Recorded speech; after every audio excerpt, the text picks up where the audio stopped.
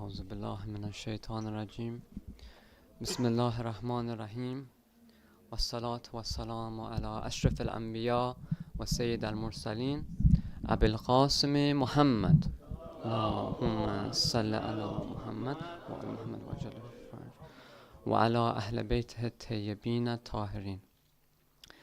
السلام على الحسين وعلى علي بن الحسين وعلى أولاد الحسين وعلى أصحاب الحسين. رب اشرح لي صدري ويسر لي أمري واحلل عقدة من لساني يفقه قولي. Propaganda, boyfriends and girlfriends, LGBT, career-driven lives, casual divorces, prenups, expensive mehrs, personal insecurities, government, laws, and social standards.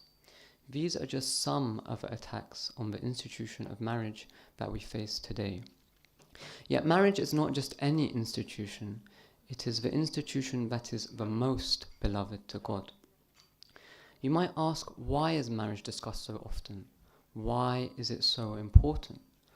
And the reason is because it is the foundational building block of every and any healthy society. Destroy marriage and the rest of society will also crumble and decay. Marriage is also important because our understanding of marriage has a direct impact on every one of us. Part of being a married man is carrying out your marital duties and responsibilities. That means being there for your wife, both financially and emotionally. As for the role of a wife, she is the heart of the home. She raises future generations, creates the family culture, and plays a role that only she can play. A man can buy a house, but it is the woman that makes that house a home. And part of a man's responsibility is to express his appreciation for the efforts he sees his wife go through on a regular basis. Make her feel validated, seen, and respected. Yet society as a whole today has picked up the terrible habit of making jokes about and mocking the role of the housewife. Why is it being mocked and belittled when the Ahl Bayt alayhim salam have placed so much importance and emphasis on this role? Why is something so praiseworthy in the eyes of God being belittled? The same wouldn't be done for prayers and fasting. Imagine if it was your job that was being mocked or belittled. How would that make you feel? This is just one of the reasons why many people don't want to get married. However, this foundation, this base of every and any healthy society is being attacked from every single angle. Normal relationships are always advertised alongside LGBT alternatives, and even when a normal relationship is shown, it is almost always outside of marriage. And even when a traditional marriage is finally portrayed and shown to us, they do their best to make them seen as undesirable as possible. Family Guy, American Dad, Simpsons, even kids' cartoons aimed towards children like The Amazing World of Gumball, all of these share the same general trend. That is, fathers who are incompetent, lazy, deadbeat losers, and mothers who are nagging, miserable, constantly sidelined and ignored. And so this negative portrayal of families ends up subconsciously changing our own view of the family unit.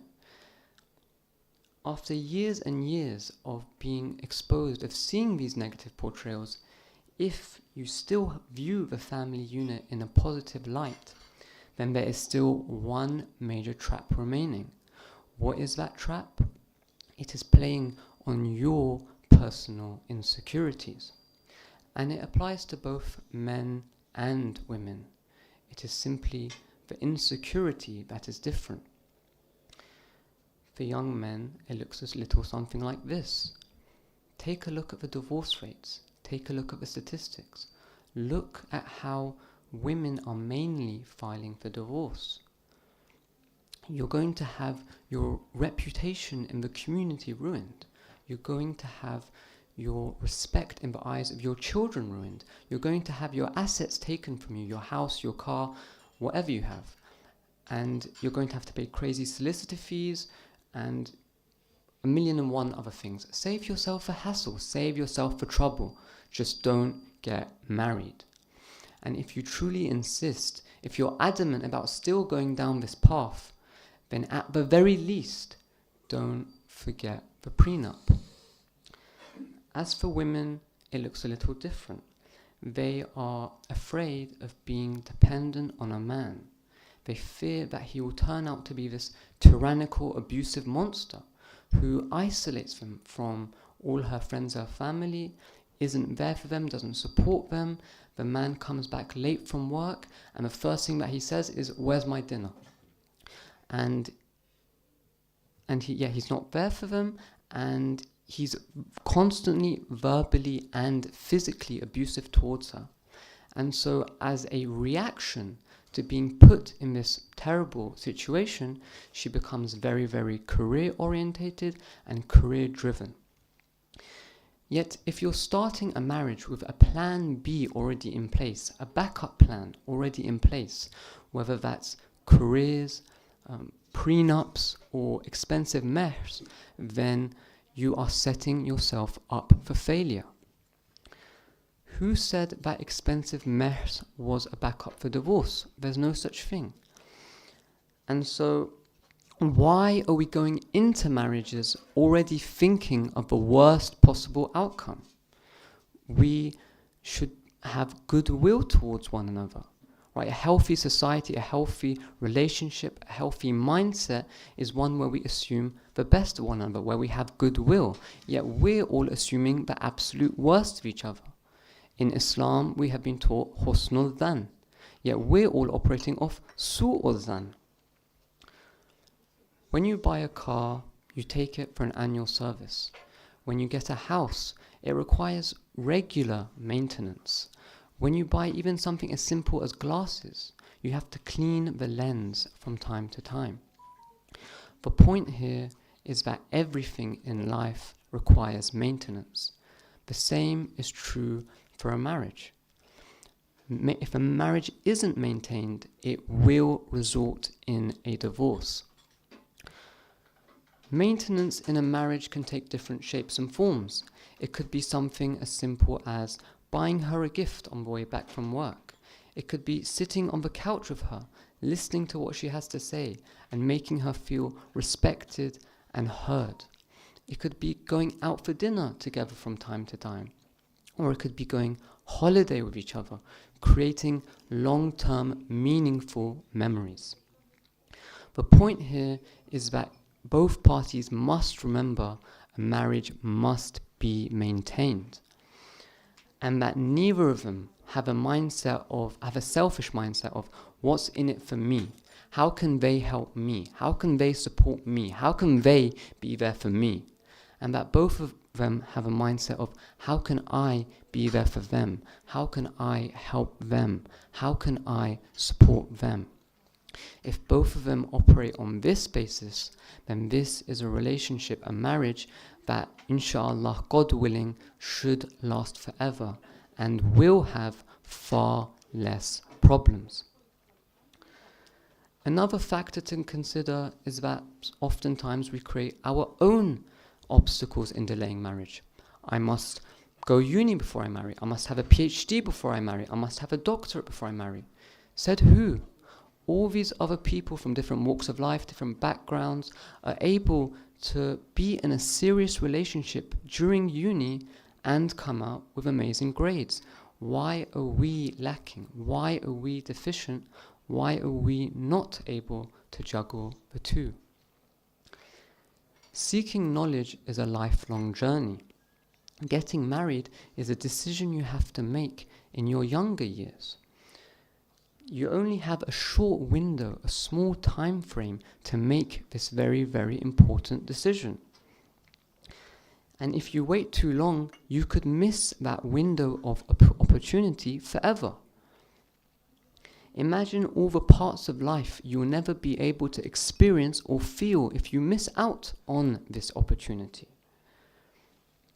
And so we are exchanging a core part of meaning and life in exchange for something that we can engage in at any point within our lives. And more importantly, it's not even a compromise that we have to make. You can be at university and be in a marriage. There's no choice that you're forced to make.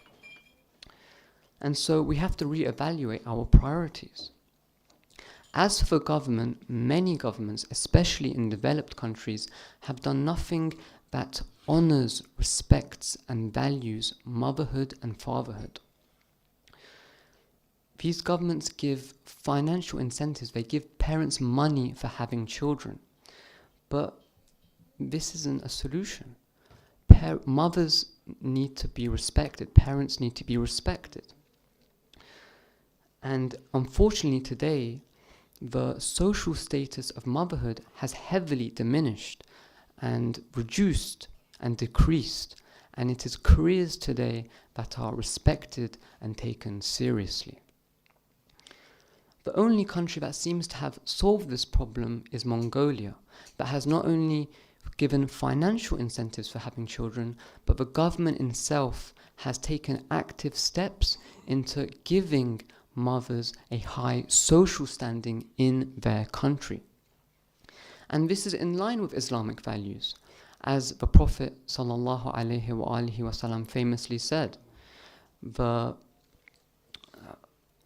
when he was asked who is the most deserving of our respect, he famously said, your mother, your mother, your mother, and then your father. Or the famous hadith of heaven is underneath the mother's feet. All of these hadiths have the same type of message, core principle, and that is the high social standing of mothers within our society. And that this is the recipe, the key to a society that values marriage and motherhood. And so another problem is that even though some of these governments try to financially incentivize having children, they at the same time want as many women in the workplace as possible, so they can tax twice as many people and giving each household the same amount of income. And even child benefits that are given, they give more child benefits to single parents than they do to married couples. What this naturally results in or leads to is a situation where many people feel that they cannot be stay-at-home mothers even if they wanted to. And it makes other people think that actually I don't need a husband, I don't need a man in raising a child, in raising a son or a daughter. And yet this couldn't be more wrong. Both the mother and the father have to be in the picture. They have to play a role in raising the child. And this isn't something that is even questionable. Countless studies have shown the enormous positive impacts of both parents being involved in the child's upbringing. Then there's the other side of the coin, preparation for marriage. Why are people less and less prepared for marriage despite getting married later and later? There are many sides and parts to this question as well, such as the rise of individualism, lower willingness to compromise, rigidity that comes with age, a warped perception of love, less and less people having role models in their lives, and no education of marriage and an extended adolescence. One big reason why many people aren't ready for marriage is that they focus too much on themselves and the concept of personal happiness. This is the wrong mindset. Every single one of our decisions has impacts on every other person within our life, on other people within our lives. And this is especially true in a marriage where almost every decision you make, you have to consider at least one other person. And so marriage isn't only about personal happiness. It is also a constant sacrifice. Yet it's a sacrifice worth making, because if done properly, it is one of, if not the most fruitful decision you will make in your life. Another factor to consider is rigidity. The older you become, the more fixed you become in your behaviors, in your patterns and your habits. And so the harder it becomes to change your behaviors and your habits. And even when you do make a change, a sacrifice, a compromise, you overestimate the size of that compromise. Whereas when you're younger, you don't see it as that big of a deal because you're more open to changing your ways. It becomes easier for you to change your ways because you've become less fixed and set in those habits of yours. And so it's important that couples start getting used to making these changes together in their earlier years as opposed to their later years when they've already formed these habits and have become rigid and more fixed in living this way. Another attack on the preparation of marriage is our understanding of love. We are often fed the Disney version of love, where a man and a woman see each other for the first time, it's love at first sight, and then an obstacle gets in the way of them getting together, they overcome that obstacle, and then they live happily ever after. This is very different from the Islamic understanding of love, which places little importance on love at first sight and makes the process of marriage as easy as possible. And yet, the difficulties of marriage actually start once you get married, not before you get married.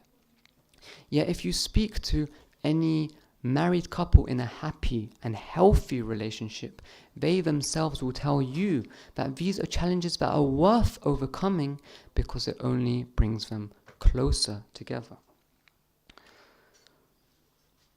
Another major attack on being prepared for marriage is the increasing amount of people that have grown up in single-parent households. That means these individuals, these people, have no reference, no idea as to what a healthy marriage even looks like.